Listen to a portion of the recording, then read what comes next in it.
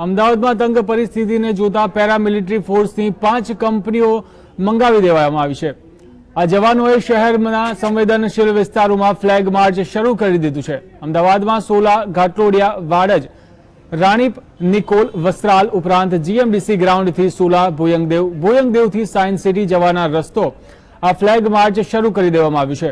કુલ 6 જેટલા મોટા વાહનોમાં આ ફ્લેગ માર્ચ કરવામાં આવી રહ્યું છે। તો સોલા અને સાયન્સ સિટી ખાતે પહોંચેલા પેરામિલિટરી ફોર્સના જવાનોને જોવા માટે લોકોના ટોળા ઉમટી પડ્યા છે।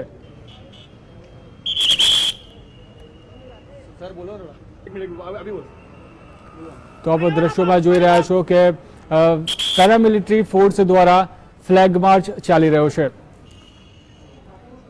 સોલા ભોયંગદેવ રોડ પર ફ્લેગ માર્ચ ચાલી રહ્યો છે।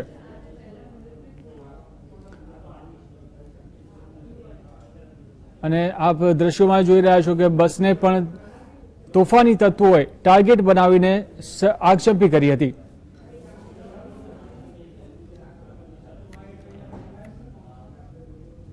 તો ગુજરાતમાં ગઈકાલ રાતથી શરૂ થયેલી હિંસા આજે પણ દિવસભર જોવા મળી, જેને લીધે સરકારે સેનાની મદદ લેવાની ફરજ પડી છે।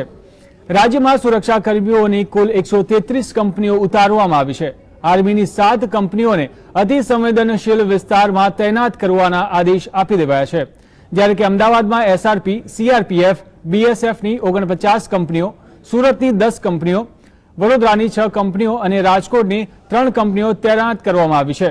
સાથે જ સીઆરપીએફ 30 કંપનીઓ અને બીએસએફ 10 કંપનીઓને સંવેદનશીલ વિસ્તારોમાં ગોઠવી દેવાય છે, જેથી તોફાની તત્વો પર કાબુ મેળવી શકાય।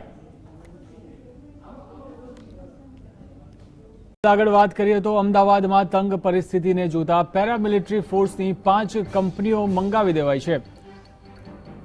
આ જવાનોએ શહેરના સંવેદનશીલ વિસ્તારોમાં ફ્લેગ માર્ચ શરૂ કરી દીધું છે।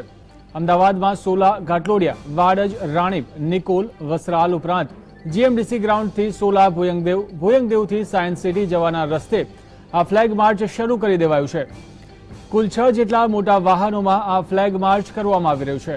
તો સોલા અને સાયન્સ સિટી ખાતે પહોંચેલા પેરામિલિટરી ફોર્સના જવાનોને જોવા માટે લોકોના ટોળા ઉમટી પડ્યા છે।